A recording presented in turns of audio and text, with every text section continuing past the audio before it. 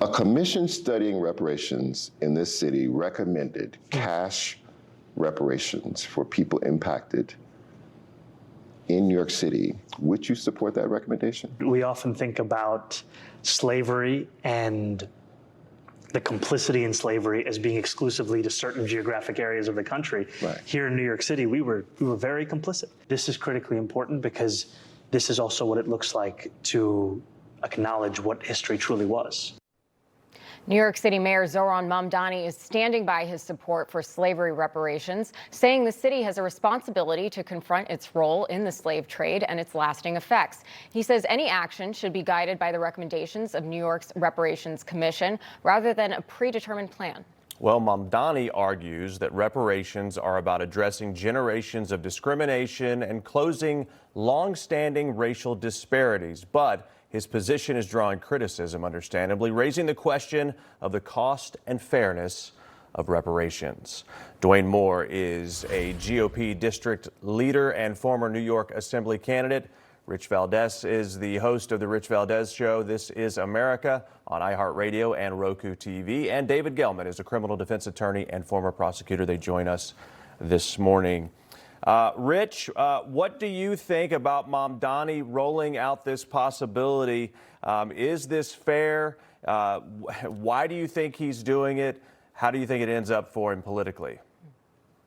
No, this sounds like another communist scheme from Mamdani and his crew at City Hall. The reality of this is that, A, it's a practical impossibility. How do you do it? How do we start qualifying for this? I mean, we've seen issues in just qualifying for a scholarship if you were black. Imagine trying to get money. The criteria is going to be that much more difficult, right? I'm Puerto Rican, right? There's black in my blood. There's Spaniard in my blood. There's all sorts of indigenous, native Taino in my blood.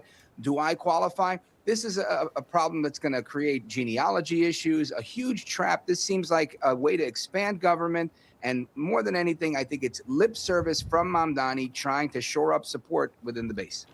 Yeah, Rich, to that point, we're hearing a lot of similar criticism to Mamdani's stance online. One user taking to X he's rating this, yeah, I'd like my reparations from my family's history of Germans and Irish being treated like slaves also. Oh, and I know, wrong color, well, I also have African American and American Indian in me as well as a lot of people whose family was here. Blood and DNA is mixed. Pay us all then. So your reaction to that, Dwayne? Yeah, I feel like it's an abomination as someone that's actually foundational black, that actually had family that was slaves, that they continue to use our history to manipulate and weaponize government against people. At the end of the day, New York State ended slavery in 1827, nearly 200 years ago. That's almost 100 years before Uganda, Zohran Mamdani's native country, ended slavery. And that means that we have had almost 200 years of freedom. In the words of Kamala Harris, I'm unburdened by what has been. I'm not responsible for, no one should be responsible for what their ancestors done or the sins of their father. And I am not going to take on something I didn't experience. As someone that is a proud American, I've gotten the ability to travel and do things that are in my ancestors' wildest dreams. I know socialists and communists love just spending money to buy votes, but we need real solutions to build a nuclear family and to build capitalism so black individuals are able to own businesses and support their families, not just jokes of just throwing money out of the sky. It's just not feasible, it's unrealistic, and they need to stop gaslighting the public. Yeah, that's a great point. Gaslighting seems to be exactly what they're doing. I want to read a quick X post from Gen Z political commentator Shabos Kestenbaum. He says, if Mamdani would like me as a white New Yorker who never owned slaves to pay a black New Yorker who never was a slave, then I propose that every Muslim in New York City, starting with Mamdani, should pay us for 9/11. That's sort of the thinking that they're pulling this from. It doesn't really make a whole lot of sense. David, the New York City Commission on Racial Equity, also known as CORE, was established in 2024 under Local Law 92, quote, to study how New York City government contributed to slavery and the harms caused by its legacy.